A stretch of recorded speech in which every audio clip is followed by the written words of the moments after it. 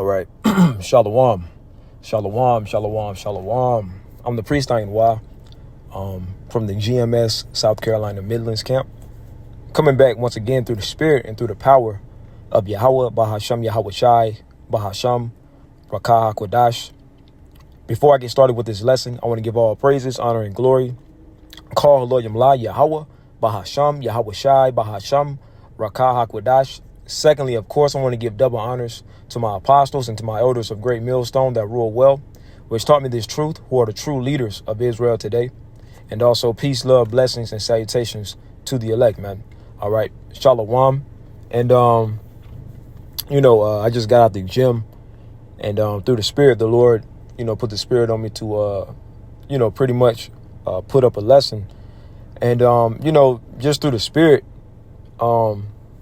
we just see a lot more people, waxing more proud and proud.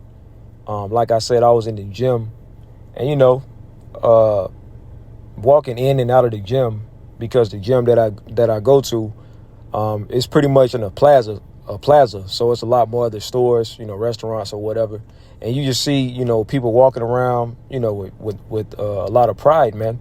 Not everybody, some people, they, through the spirit, some people, you can tell they're kind of unsure of, possibly what's going on in the world, man. You see a lot more of that now as well. But like I said, in this lesson, I just want to focus more on, these proud ass people out here, man, and it's still June, right? So-called Pride Month, right? So we're at a time to where the Lord is getting ready to bring a lot of judgment upon these people, man. You see? So just through the spirit, I got a couple of precepts through the spirit, and see where the spirit leads me. Abaratazah, this lesson is edifying, man. 1 John chapter 2, verse 15, and in the subheading you see, do not love the world. And that's something that I kind of want to focus on, man. A lot of people, they're in love with this world, especially our people, man. That's why you got a lot of people that have sold their souls, and whatnot. And, ultimately, those people that have done that are about to find out that it was all in vain, man. Because this world, which this is Esau Edom's world, this world is about to pass away, as I'm about to read. 1 John 2 and 15, love not the world, neither the things that are in the world. And this is Esau's world, man. Right? When you read, Job chapter 9, verse 24, it says, the earth is given into the hand of the wicked. Right? Now, before we even move on, we got to find out who the wicked is according to the scriptures, man. Right?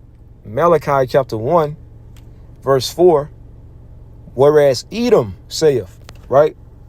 And when it comes to the Edomites, they are of the seed of the wicked, because the way that the Lord has it set up, he has man split up into three different categories, man.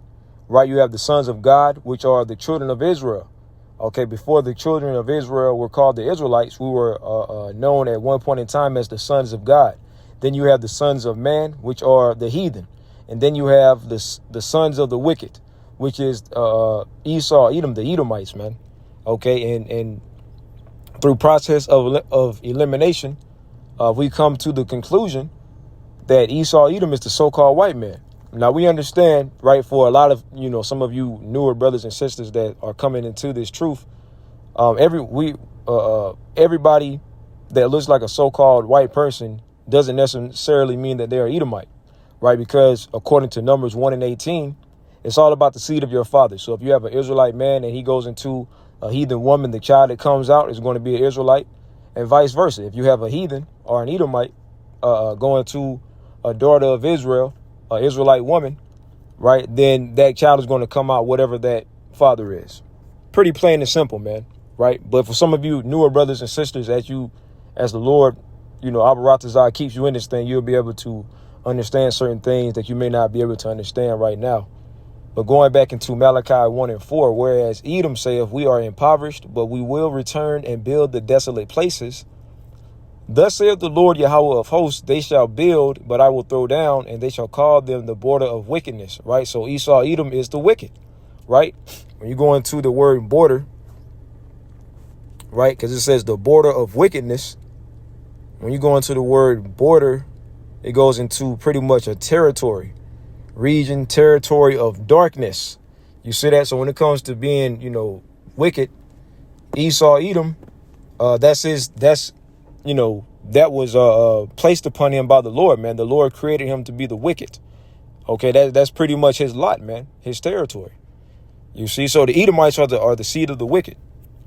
It says, now before that, it says they shall build, but I will throw down, right? Right here, they shall build, Salakia. Let's go back. Right here, they shall build. Well, that's Satan pretty much trying to highlight it, but it keeps flipping the page. Let me see if I can get it this time. Here we go. They shall build, but I will throw down, right? Because right now, Esau is still living out his blessing that was given unto him in Genesis, the 27th chapter. And till this day, this devil is still building, businesses and stores, shopping malls, restaurants, so on and so forth, man. Right. But in the middle of them still trying to build and ultimately trying to perfect their NWO, the Lord is going to disappoint them. The Lord, Yahweh Shai, and the angels are going to come back and take this devil out of power. That's why in 2nd Ezra 6 and 9, one of my favorite scriptures, for Esau is the end of the world, right? The word world meaning eon or area or a period of time, right? A period of rulership.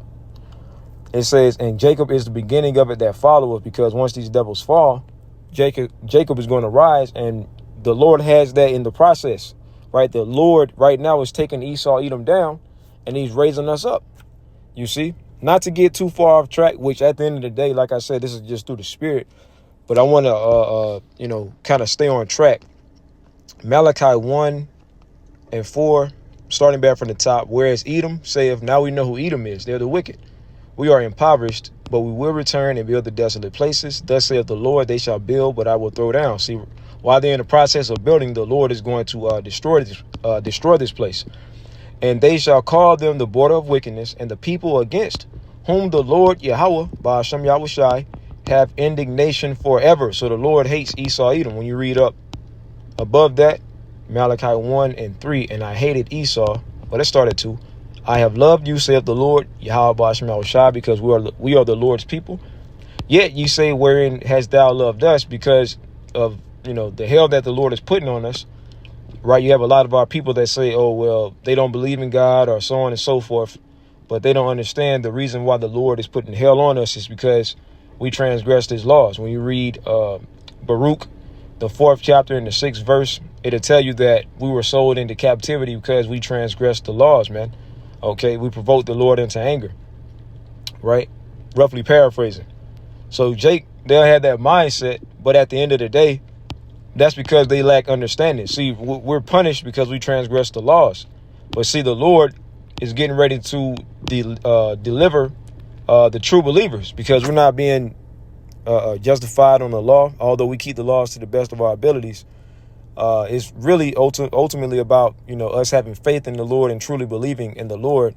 And with us believing in the Lord, it's going to allow us to have certain actions that are going to be righteous, right? Keeping the law, statutes, and commandments to the best of our abilities. You see?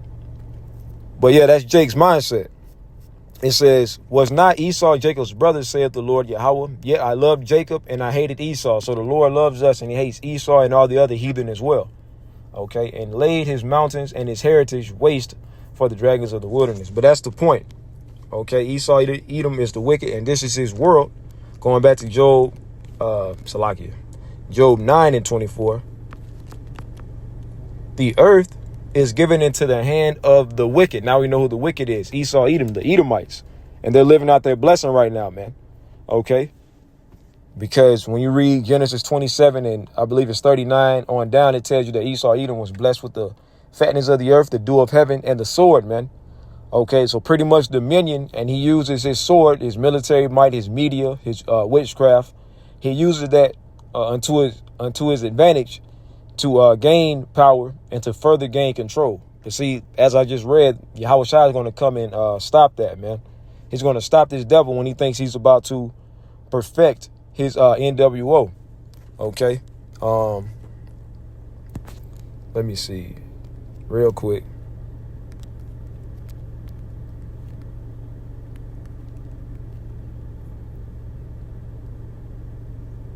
Job 20 and 23.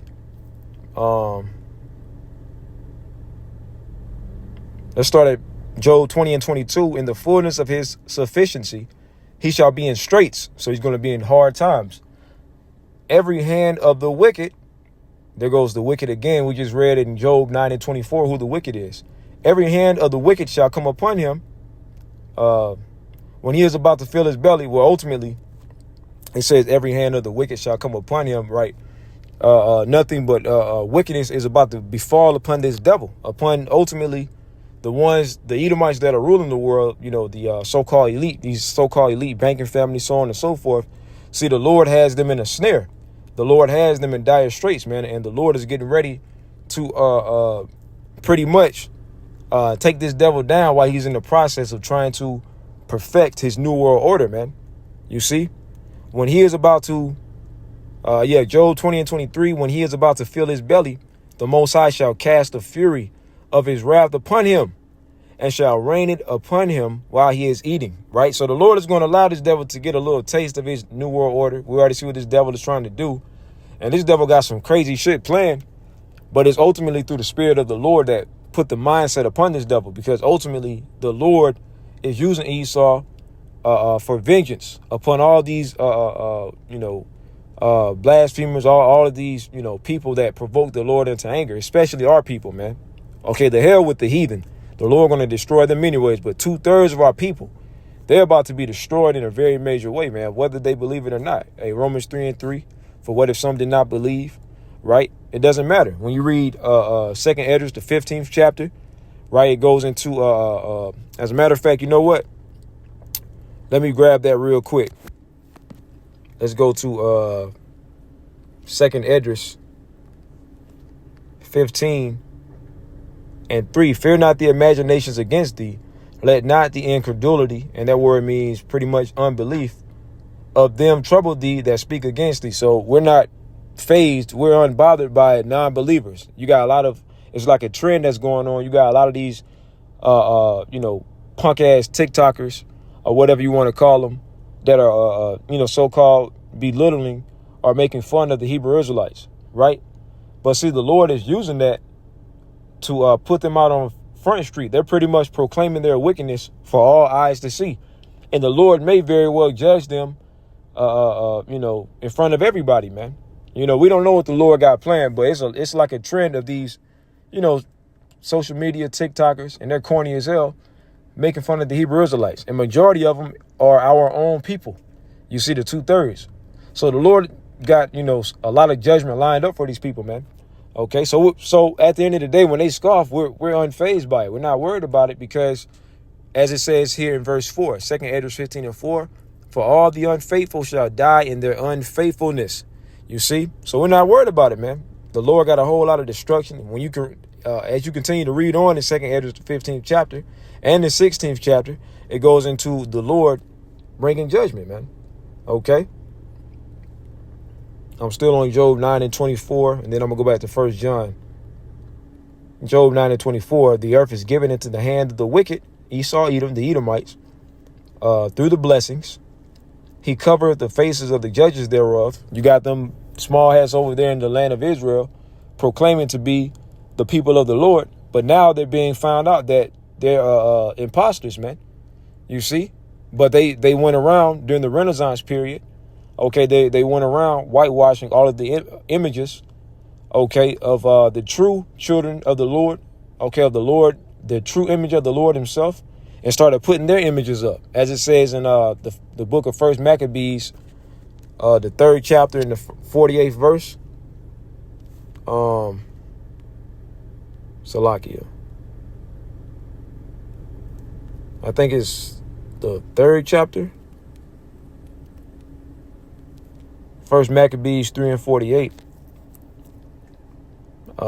And laid open the book of the law, wherein the heathen had sought to paint the likeness of their images. You see, so a lot of, paintings that you see of so-called Jesus Christ, first and foremost, that's not his name. His name is Yahushai.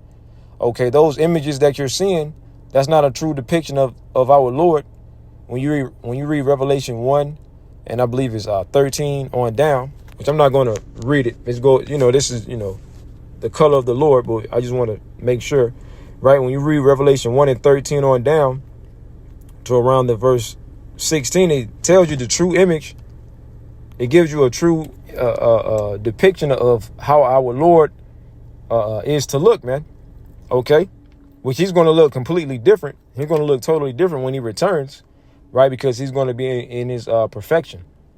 But a lot of the images that you see of angels and so on and so forth, that's blasphemy, man. Those are just images that Esau even put up himself.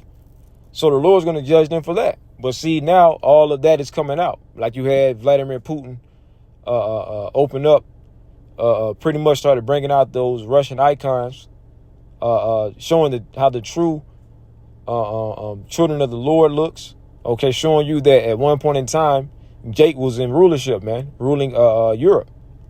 Okay, so you gotta know a lot of history when it comes to the scriptures as well, man.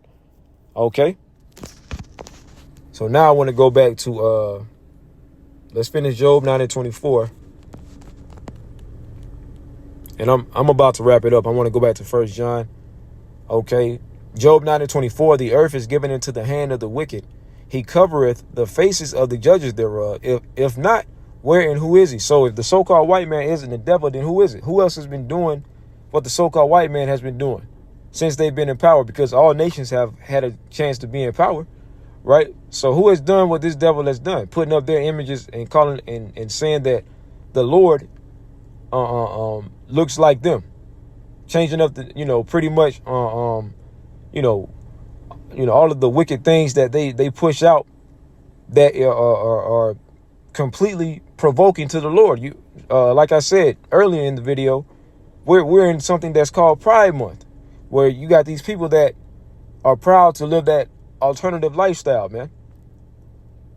But clearly in the scriptures, the Lord is against that. And it's a whole lot of other things that this devil is doing, the so-called white man is doing, that is completely provoking the Lord, man, to wrath and anger. Well, other nations have been doing that to the lengths of what this devil is doing, man. Okay, poisoning the food and the water that we eat and drink, poisoning the air that we breathe, man. Talking about sending rockets and missiles to the moon to blow up the moon, trying to blot out the sun. And I'm not going to get too deep into it, but we understand why they're doing that, because the Lord pretty much made a bet with these devils, which, like I said, I ain't going to get too deep into it.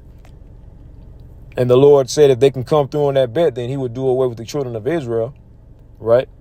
So we understand what these devils are doing. But who else is, if the so-called white man isn't the devil, then who is? Now let's go back to 1 John, because this devil is about to be out of power, man. 1 John chapter 2, verse 15. And it says, do not love this world. So we're not in love with this world, man. Love not the world. Right, we just read who the earth is given, whose hand the earth is given unto. Esau, Edom, the wicked. Neither the things that are in the world. So we don't love the fashions of this world because it's wickedness, man. It's in complete opposition of our Lord, our power. See, the heathen, they can follow the ways of the world all they want, because the Lord didn't make a covenant with them. He made a covenant with the children of Israel, and we believe through the Spirit that we are the children of Israel, coming back to our remembrance. In Romans 8:16, it tells you it's all about the Spirit. You see, and that's something that guys like Vocab Malone and these peons can't understand, man, because the Lord doesn't have the spirit of discernment upon them. They're a bunch of reprobates, man. Love not the world, neither the things that are in the world.